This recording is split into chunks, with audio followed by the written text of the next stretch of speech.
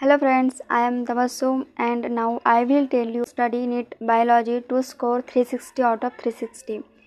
Friends मैं आपको strategy बताऊंगी, कंप्लीट स्ट्रैटेजी बताऊंगी कि किस तरह मतलब हम बायो में 360 आउट ऑफ 360 स्कोर कर सकते हैं। बट आपने अगर इस प्लान को देखकर अगर इस पर कोई एक्शन नहीं लिया, इस पर अगर काम करना स्टार्ट नहीं किया तो आप इतना स्कोर नहीं कर पाएंगे। सीरियसली आपको स्कोर करना है इतना तो आपको एक्शंस लेना पड़ेगा और साथ में आपको बहुत सारा मेहनत भी करना पड़ेगा, तब भी आप बायोलॉजी में टॉप कर पाएंगे। बिना मेहनत के तो कुछ हासिल नहीं होता। तो आपको ऐसे नहीं कि एक दिन पढ़ा और फिर छोड़ दिया, तो आपको मतलब जब तक आपकी एग्ज़ाम है तब तक आपको मतलब रेगुलर बायोलॉजी को टाइम देना पड़ेगा और उसको रेगुलर पढ़ना पड़ेगा। ये ऐसा प्लान नहीं है कि कोई वीडियो देखकर जोश में आ गए और होश खो बैठे, ऐसा नहीं करना है। जो भी आप मतलब प्लान बनाते एक स्टडी के लिए, उसको प्लान पर आपको एक ये होना चाहिए, एक नॉलेज होना चाहिए कि यदि हम इस प्लान को क्रिएट कर रहे हैं तो क्या हमारी क्या क्षमता है कि हम उसको लास्ट तक फॉलो कर सकें।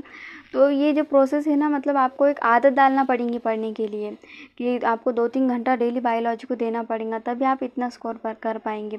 कि ऐसे नहीं मतलब वीक में 2-3 बार पढ़ लिया और फिर मतलब उसको ये कर दिया छोड़ दिया, ऐसे नहीं। आपको डेली यहाँ पे टाइम देना पड़ेगा, तभी आप इतना स्कोर कर पाएंगे। बायोलॉजी है ना, वो आप हाफ टोटल पेपर कवर करता है नीट का, तो इसको आपको 2-3 घंटा डेली देना पड़ेगा, तभी आप यहाँ पे इतना स्कोर कर पाएंगे। और ये जो काम है आपको यहाँ पे डेली करना है। ये जो आपका पढ़ाई का है बायोलॉजी का, जितना ज़्यादा आप हार्डवर्क और स्मार्ट वर्क करोगे बायोलॉजी में, उतना ज़्यादा आपका यहाँ पे स्कोर जो है बूस्ट होगा। चैप्टर्स है बायोलॉजी में, तो देखो आपको है ना, मतलब जो आपकी प्रिपरेशन है, एक हार्ड वर्क तो आपको करना ही है, पर साथ में स्मार्ट वर्क भी करना बहुत ज़रूरी है। कुछ टॉपिक ऐसे होते हैं ना कि यदि हमने थोड़ा ही पढ़ लिया उसका तो हम 80% सॉल्व कर सकते हैं। तो आपको है ना हार्ड वर्क के साथ साथ स्मार्ट वर्क भी यहाँ पे करना पड़ेगा। अब यहाँ पे कुछ चैप्टर जो होते हैं ऐसे होते हैं कि जिसमें बहुत कम क्वेश्चन आते हैं, 1 क्वेश्चन आता है, 2 क्वेश्चन आते हैं। और कुछ चैप्टर यहाँ पे ऐसे होते हैं जो छोटे भी है और उनसे क्वेश्चन भी ना 7 to 8 क्वेश्चन आते हैं। तो आपको स्मार्ट वर्क करना पड़ेगा यहाँ पे। जैसे कि आपका जो भी चैप्टर वाइज है, तो आप क्या करो, चैप्टर वाइज एक ये वेटेज देखो कि जो भी हर चैप्टर है वो कितना वेटेज का है। वेटेज के अकॉर्डिंग चैप्टर की प्रिपरेशन करो। जैसे कि आप जेनेटिक्स वगैरह जो ये चैप्टर्स है वो हमेशा हाई प्रायोरिटी के चैप्टर है और हमेशा ही उनमें क्वेश्चन जो है हमेशा ही लगातार मतलब ज़्यादा क्वेश्चन आते हैं। अपना जेनेटिक्स हो गया, साथ में जो अपना बायोटेक वगैरह हो गया, ह्यूमन फिजियो है, तो इनसे जो क्वेश्चन है ना लगातार मतलब हमेशा ज़्यादा ही आते हैं। तो आपको क्या करना है, चैप्टर के जो वेटेज वाइज है उनके साथ प्रिपरेशन करो। जो चैप्टर से ज़्यादा क्वेश्चन आते हैं हमेशा, उन चैप्टर को पहले कवर करो और उनको अच्छे से रिवाइज करते चलो। और साथ में वो भी चैप्टर करो कि जो मतलब जिनसे 1 या 2 क्वेश्चन आते हैं। देखो चैप्टर के इम्पोर्टेंस की अगर बात करें ना, तो आपके लिए यहाँ पे हर एक चैप्टर इम्पोर्टेंट हो गया है, क्योंकि हमको 360 आउट ऑफ 360 स्कोर करना है। तो हम एक क्वेश्चन के लिए एक भी चैप्टर यहाँ पे मिस नहीं कर सकते, ठीक है नहीं। तो इसलिए आपको यहाँ पे हर एक चैप्टर को उतना ही इम्पोर्टेंस देना है और उनको अच्छे से यहाँ पे क्लियर करते हुए चलना है। अब बात करते हैं सिलेबस की। तो 360 आउट ऑफ 360 स्कोर करने के लिए बायो में आपको इतनी सारी किताबें नहीं पढ़नी है। तो सिंपल आपको बायो में 360 आउट ऑफ 360 स्कोर करने के लिए एनसीईआरटी से बाहर जाना ही नहीं है। ये टोटल पेपर जो है एनसीईआरटी से ही आता है। आपको एनसीईआरटी समझने के लिए ना आपको लेक्चर्स करना पड़ेंगे। विदाउट लेक्चर्स या विदाउट एक आधे टीचर के हेल्प के थ्रू आप मतलब एनसीईआरटी पढ़ नहीं सकते। क्या करना है, कोई भी एक टीचर को फॉलो करना है। जैसे कि अभी क्या होता है कि हम क्या करते हैं, अभी बहुत सारे ऑनलाइन रिसोर्सेस हैं, तो हम क्या करते हैं, एक चैप्टर कोई अदर से पढ़ते हैं तो कोई दूसरा चैप्टर हम कोई अदर टीचर से पढ़ते हैं। आपको यहाँ पे बिल्कुल ऐसे नहीं करना है, क्योंकि यहाँ पे हर एक टीचर जो होता है ना उसका एक अलग अलग तरीका होता है पढ़ाने का।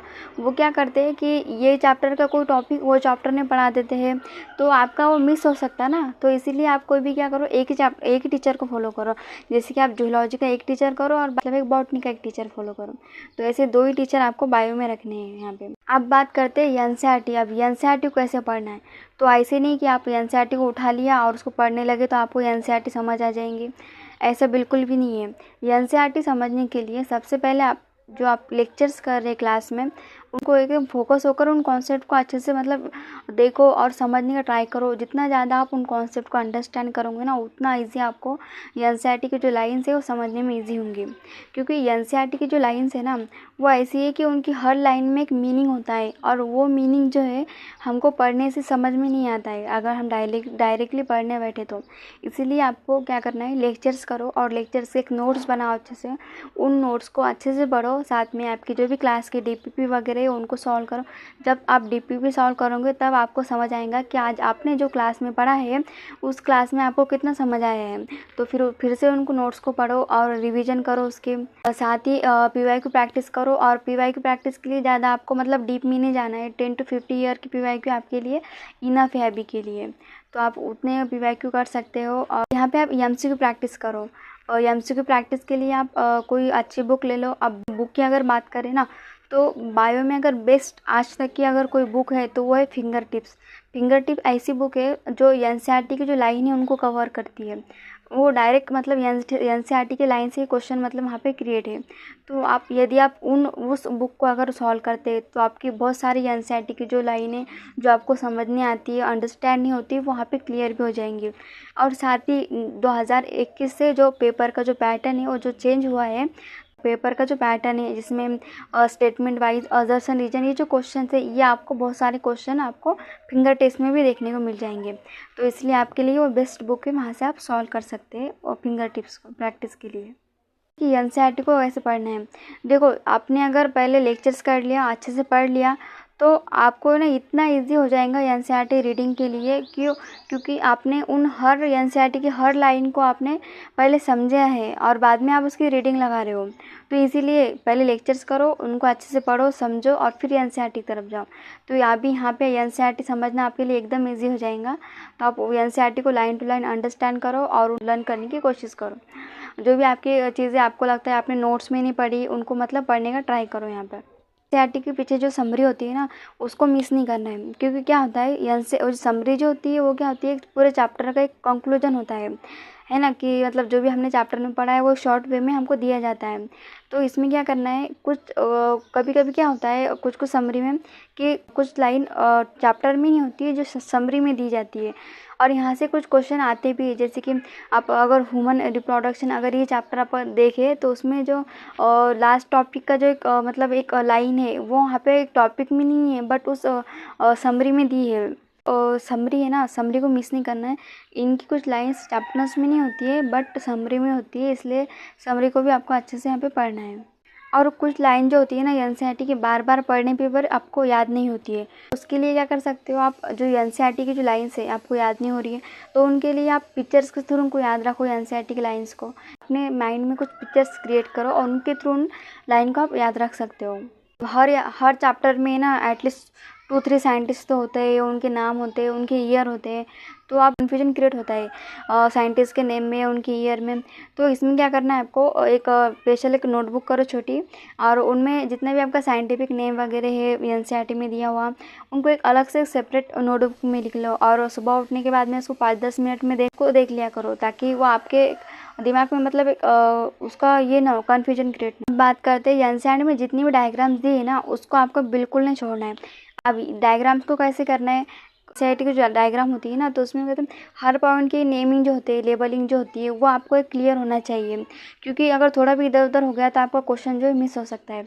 इसीलिए क्या करो, एनसीईआरटी की जो जितनी भी डायग्राम्स है एनसीईआरटी में, उनको हाथ से लिखकर लेबलिंग देने की कोशिश करो, ताकि आपका जो हर पॉइंट है डायग्राम में का क्लियर हो जाए। एनसीईआरटी में जितनी भी याद रखने वाली चीज़ें हैं ना, तो उनको क्या करो, एग्जाम्पल के थ्रू याद करो। मतलब जितने भी एनिमल किंडर वगैरह होता है, बायोलॉजिकल क्लासिफिकेशन है, तो इनमें जितने भी एग्जाम्पल होते हैं ना, उनको आप ट्रिक के थ्रू याद करने की कोशिश करो। और जितना मतलब आपने पढ़ाई में आप ट्रिक यूज़ करोगे, साथ ही कुछ माइंड मैप बनाओ, इनके थ्रू आप मतलब एक फ्लो चार्ट के थ्रू आप मतलब याद रख सकते हो कुछ चीज़ों को। कुछ एग्जाम्पल होते हैं, कुछ नेमिंग वगैरह होते हैं, नेम वगैरह होते हैं बायोलॉजी में, तो उनको ना लॉजिक लगाया करो, लॉजिक के थ्रू उनको याद किया करो। बायोलॉजी में थ्योरी प्लस क्वेश्चन दोनों भी एक बैलेंस में होना चाहिए। और और आपको क्या करना है, बायोलॉजी में ना जितना ज़्यादा आप प्रैक्टिस करोगे उतना ज़्यादा आपकी एक्यूरेसी इंक्रीज़ होंगी और स्पीड भी आपकी क्वेश्चन में करने की इंक्रीज़ होंगी। बायोलॉजी की इतनी प्रैक्टिस आपकी होनी चाहिए कि एक बायोलॉजी का जो 90 क्वेश्चंस आप अटेम्प्ट करते हो उन क्वेश्चन को ओनली 30 या 40 मिनट में मतलब कंप्लीट होना चाहिए। तो इस तरह की प्रैक्टिस आपको करना पड़ेगी। अब जितनी ज़्यादा आप प्रैक्टिस करोगे उतनी ज़्यादा आपकी एक्यूरेसी बढ़ेंगी। अब क्या होता है ना कि हम जो क्वेश्चन पढ़ते हैं तो कभी कभी क्या करते हैं, गलती कर लेते हैं पढ़ने, कभी कभी हम क्या करते हैं इनकरेक्ट को करेक्ट पढ़ लेते हैं, तो और वहाँ पे हमारी गलती हो जाती है। तो इसीलिए ये जो क्वेश्चन हमें आते हुए भी क्वेश्चन गलत हो जाते हैं, तो इसीलिए हमारी जो मतलब एक्यूरेसी है उसको इंक्रीज़ करने के लिए हमें ज़्यादा से ज़्यादा यहाँ पे प्रैक्टिस करना पड़ेंगे।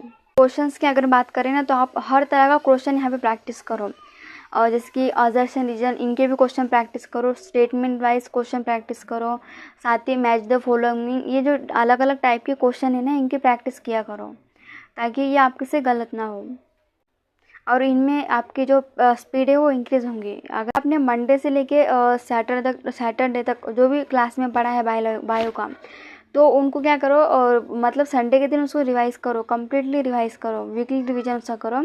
और साथ ही डेली है ना 1 आवर बायोलॉजी को रिवीजन को दो, क्योंकि biology total half paper cover करता है नीट का। और साथ ही जो चैप्टर आपने पहले पढ़े हैं उनको तो रिवाइज़ करना ही पड़ेगा, तो इसीलिए आप क्या करो डेली उनको 1 आवर रिवीजन को दो, ताकि आपके जो पहले चैप्टर आपने पढ़े उसका आप रिवीजन आपका अच्छे से मतलब होते रहे साथ ही अपने पढ़ाई के साथ में। और साथ में आप क्या कर सकते हो, जो बायोलॉजी के लिए ही नहीं मतलब अदर जो केमिस्ट्री फिजिक्स है उनको भी डेली रिवीजन में रखो, क्योंकि आपको इस टाइम हर सब्जेक्ट को रिवीजन करना पड़ेगा। आप उस सब्जेक्ट में मतलब से कमांड कर पाएंगे। जितना ज़्यादा आप रिवीजन करेंगे ना उतनी ज़्यादा आप उस सब्जेक्ट पे कमांड कर पाएंगे। तो पढ़ाई तो सब करते हैं बट फेल का हो जाते हैं, बहुत सारा बच्चा है ना रिवीजन नहीं कर पाता है, तो इसीलिए उनके सिलेक्शन के चांसेस है ना कहीं ना कहीं रिड्यूस हो जाते हैं। तो इसीलिए जो बच्चा सबसे ज़्यादा रिवीजन करेंगे ना डेफिनेटली उसके सिलेक्शन के चांसेस उतने ही ऊपर जाएंगे। कि संडे को रिवीजन करो और साथ ही टेस्ट मिस मत करो। देखो जितना भी पढ़ रहे हो ना बायोलॉजी में टेस्ट आपको छोड़ना ही नहीं है बिल्कुल भी। और जहाँ पे भी आपकी टेस्ट में मतलब गलती हो रही है, क्वेश्चन गलत हो रहे हैं, उन क्वेश्चन को देखो और उन क्वेश्चन के टॉपिक को देखो कि आपने वो टॉपिक पढ़े तो क्या वो टॉपिक आपके वीक रह गए या फिर क्वेश्चन समझने में आपने गलती कर दी, तो उन गलतियों को मतलब ढूंढ कर निकालो और उनको सुधारने की कोशिश करो, तभी आपकी इम्प्रूवमेंट हो सकेंगे। इसीलिए आपको संडे को है बिल्कुल भी टेस्ट मिस नहीं करना, चाहे कितना भी स्कोर आए, बट टेस्ट देते रहो और जो भी गलतियाँ हो रही है उन पे काम करना स्टार्ट करो। अपने के रीज़न ढूंढो कि अगर ये गलती हो गई है, अगर ये काम नहीं हो रहा है तो इसका रीज़न क्या है। कुछ चीज़ें आपसे नहीं बन रही है तो उसके पीछे का रीज़न देखो कि ये चीज़ें आपसे क्यों नहीं बन रही है। जब आप किसी प्रॉब्लम का रीज़न ढूंढना स्टार्ट करते हो तो उसका सोल्यूशन आपको मिल ही जाता है। जितनी भी प्रॉब्लम्स होती है ना उसका सोल्यूशन हमारे पास में ही होता है, बट हम कभी उसको मतलब एक रीज़न के थ्रू मतलब समझने की कोशिश नहीं करते, उसका रीज़न हम नहीं ढूंढ पाते हैं। इसीलिए वो जो प्रॉब्लम्स है हमको प्रॉब्लम्स ही लगने लगती है, उसका सोल्यूशन हमें नहीं मिलता है। जितनी भी प्रॉब्लम्स है सारा सोल्यूशन आपके पास है, बस उसको ढूंढने की ज़रूरत है और आप वो कर सकते हो। इसीलिए जहाँ पे जो भी गलती हो रही है उनको देखो, एनालाइज करो और उन गलतियाँ के पीछे का रीज़न ढूंढने लगो कि ये चीज़ क्यों हो रही है और फिर उस पर काम करना स्टार्ट करो।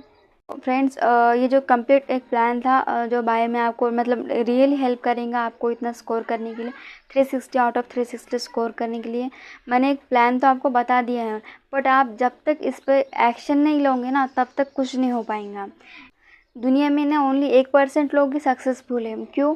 क्योंकि वो अगर कोई प्लान अगर डिसाइड करते हैं ना तो उस पर तुरंत एक्शन लेते हैं, इसीलिए वो लोग मतलब डिफरेंट है। यदि आप चाहते हो ना कि आप उन 4-5% लोगों में अगर आना चाहते हो तो आपको तुरंत जो भी प्लान आपने किया है उस पर एक्शंस लेना पड़ेगा और उस पर काम करना पड़ेगा, और बिना मेहनत के ना कुछ भी नहीं मिलेगा।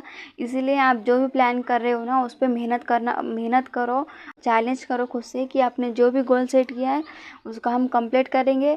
और कोई भी आदत अगर हम 7 डेज़ या 21 डेज़ अगर कंप्लीट करते हैं तो हमें उसकी आदत लग जाती है।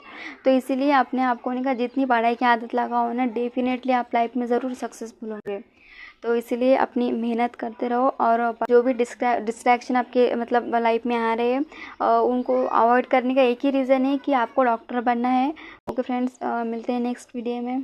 बाय।